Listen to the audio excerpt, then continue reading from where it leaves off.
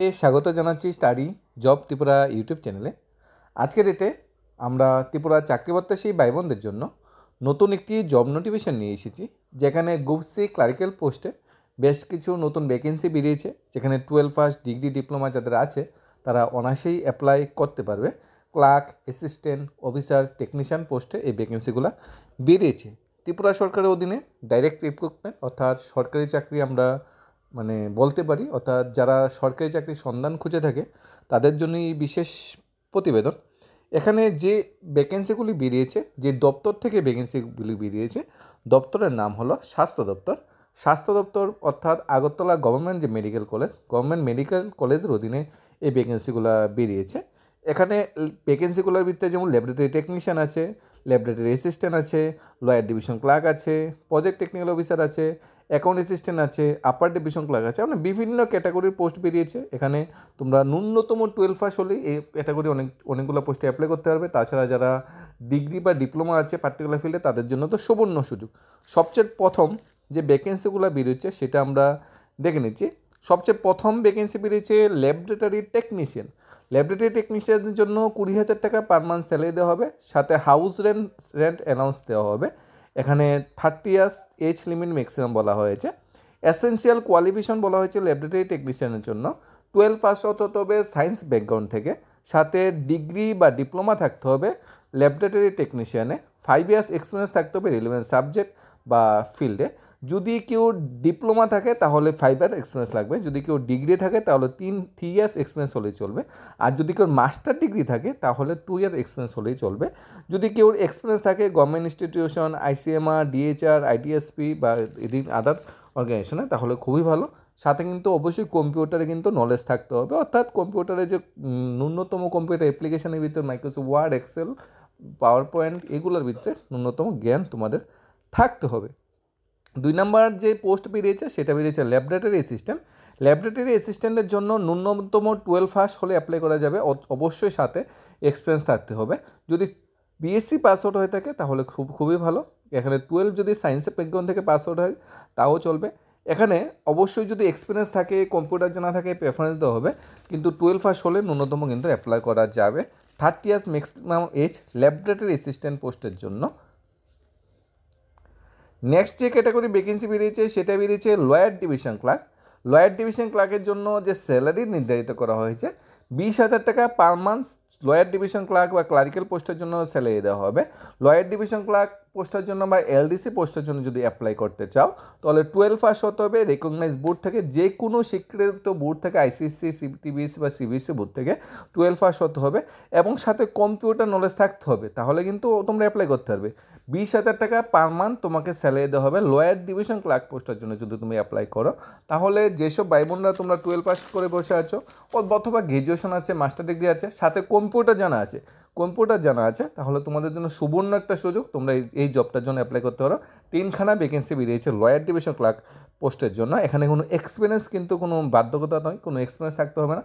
আর group C category vacancy এটা, তোমরা অনায়াসেই খুব ভালো একটা পজিশনে আলটিমেটলি ইন ফিউচারে যেতে পারবে তোদের জন্য জবটা যদি তোমরা পাও। নেক্সট ভ্যাকেন্সিতে আমরা স্টেপ বাই স্টেপ চলে যাব। নেক্সট ভ্যাকেন্সি এসেছে project technical officer. Project technical অফিসারের জন্য বলা হয়েছে গ্র্যাজুয়েশন থাকতে হবে life science, medical laboratory technology, public health, social work বা rural health management from university থেকে।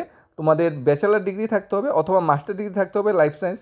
দেখো কোন সাবজেক্টগুলো বলা হয়েছে: life science, medical laboratory technology, public health, social work, rural health management, তাছাড়া বায়োটেকনোলজি, রুরাল হেলথ ম্যানেজমেন্ট। এই যে পার্টিকুলার ফিল্ড আছে ওই ফিল্ডগুলোতে তোমার ব্যাচেলার ডিগ্রি থাকতে হবে অথবা মাস্টার ডিগ্রি থাকতে হবে, অথবা তোমাদের স্ট্যাটিস্টিক বা বায়োস্ট্যাটিস্টিক্স যদি মাস্টার ডিগ্রি থাকে তাহলে তোমার অ্যাপ্লাই করতে হবে। 32,000 টাকা পার মান্থ স্যালারি দেওয়া হবে।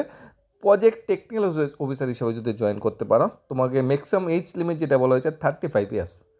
নেক্সট ভ্যাকেন্সি যেটা বেরিয়েছে অ্যাকাউন্ট অ্যাসিস্ট্যান্ট বা upper division clerk. Account assistant কিংবা আপার ডিভিশন ক্লার্ক অর্থাৎ ইউডিসি, এটা এলডিসির থেকে একটু বেশি, কিন্তু স্যালারি স্ট্রাকচার কিন্তু এলডিসির মতোই দেওয়া হয়েছে। 20,000 টাকা পার মান্থ স্যালারি দেওয়া বলা হয়েছে। এখানে অ্যাপ্লিকেশন প্রসেস কীভাবে করবে, কীভাবে বায়োডাটা পাঠাবে, লাস্ট ডেট কীভাবে, বিস্তারিত আমরা আসছি একদম স্টেপ বাই স্টেপ, তোমাদের কোনো কনফিউশন থাকবে না আশা করি। গ্র্যাজুয়েশন থাকতে হবে যদি ইউডিসি পোস্টের জন্য অ্যাপ্লাই করতে চাও বা অ্যাকাউন্ট অ্যাসিস্ট্যান্ট।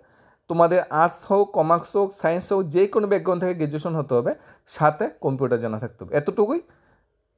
এলডিসি বা লোয়ার ডিভিশন ক্লার্কের জন্য 12 পাসের সাথে কম্পিউটার জানা থাকতে হবে, 20,000 টাকা স্যালারি।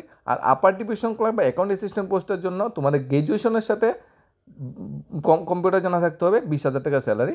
টার্মস অ্যান্ড কন্ডিশন যদি বলা হয়, প্রজেক্টের টেনুর অনুসারে তোমাদের টার্মস অ্যান্ড কন্ডিশন নির্ধারিত করা হয়েছে। স্যালারি স্ট্রাকচার কিন্তু তোমার ইনক্রিমেন্ট বা ইয়ারলি পারফরমেন্সের ভিত্তিতে কিন্তু বৃদ্ধি পাবে। আর জব পার্মানেন্টলি হবে বা পার্মানেন্টলি করা হবে যদি তোমার প্রজেক্টটা যদি এক্সটেনশন হয় বা তোমার যে পারফরমেন্স সেটা যদি স্যাটিসফ্যাক্টরি হয়। অ্যাপ্লিকেশান সিলেকশন প্রসিডিউর যেটা বলা হয়েছে, eligible candidate are request to submit a complete biodata along with self attested scans copy of all supporting document. Complete biodata, একটা বায়োডাটা ফর্মটা পুরোটা ফিল আপ করবে, যেখানে নেম, কোন পোস্টের জন্য অ্যাপ্লাই করছো, অ্যাপ্লিকেশান আইডি তোমাদের ফাদার্স নেম, তোমার জেন্ডার, তোমার রিলিজিয়ান্স থেকে তোমার পার্মানেন্ট অ্যাড্রেস, তোমার এক্সপিরিয়েন্স, তোমার কোয়ালিফিকেশন থেকে শুরু করে সমস্ত কিছু যেটা বায়োডাটা ফর্মে থাকে, সেই বায়োডাটা ফর্মটা তোমার কমপ্লিট ফিল আপ করার পরে তার সাথে কিছু সাপোর্টিং ডকুমেন্ট অ্যাটাচ করবে, যেরকম মাধ্যমিক first certificate, 12 first certificate, graduation certificate, degree certificate, diploma certificate যেগুলো আছে, ওই সার্টিফিকেট সবগুলো দেবে। সাথে পিআরটিসি যেগুলো আছে, পিআরটিসি তোমার SC/ST সার্টিফিকেট সেগুলো দেবে। বেলেট একটা ইমেল আইডি থাকতে হবে, সেটা প্রোভাইড করবে। কন্ট্যাক্ট নাম্বার থাকতে হবে, একটা রিসেন্ট ফটোগ্রাফ তোমরা থাকবে, তোমার ফটোগ্রাফ, সেই ফটোগ্রাফটা সাথে বায়োডাটা ফর্ম অ্যাটাচ করে দেবে।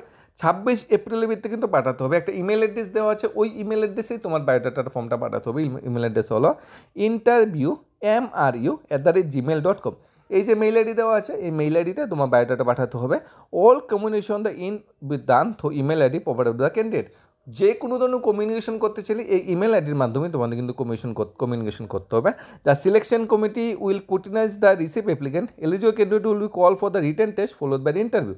এখানে স্ক্রুটিনি করা হবে তোমার অ্যাপ্লিকেশনগুলো, তোমার যে কোয়ালিফিকেশন তোমরা দিয়েছো বা তোমার যে পপুলেশন ফর্ম ফিল আপ করেছো সব ঠিকঠাক আছে কিনা, তারপর তোমাকে কল করা হবে রিটেনের জন্য। রিটেন যদি কোয়ালিফাই করো তোমাকে ইন্টারভিউর জন্য কল করা হবে। অর্থাৎ স্বচ্ছতার মাপকাঠি বা স্বচ্ছতা মেনে তোমাকে জবটা কিন্তু দেওয়া হচ্ছে। Any candidate working in ICMR project and in other institution need to submit no objection certificate from the competent authority along with their application. অবশ্যই অন্য কোনো প্রজেক্ট বা অন্য কোনো সরকারি চাকরি করে থাকলে অবশ্যই নো অবজেকশন দিতে হবে। 5 ইয়ার্স কিন্তু SC/ST ক্ষেত্রে এজ রিল্যাক্সেশন দেওয়া হবে, আর 3 ইয়ার্স এজ রিল্যাক্সেশন দেওয়া হবে তোমাদের OBC ক্যান্ডিডেট ক্ষেত্রে। ফর ডিটেলস ভিজিট করতে বলা হয়েছে http.agmc.ac.in অফিসিয়াল ওয়েবসাইট ভিজিট করতে বলা হয়েছে।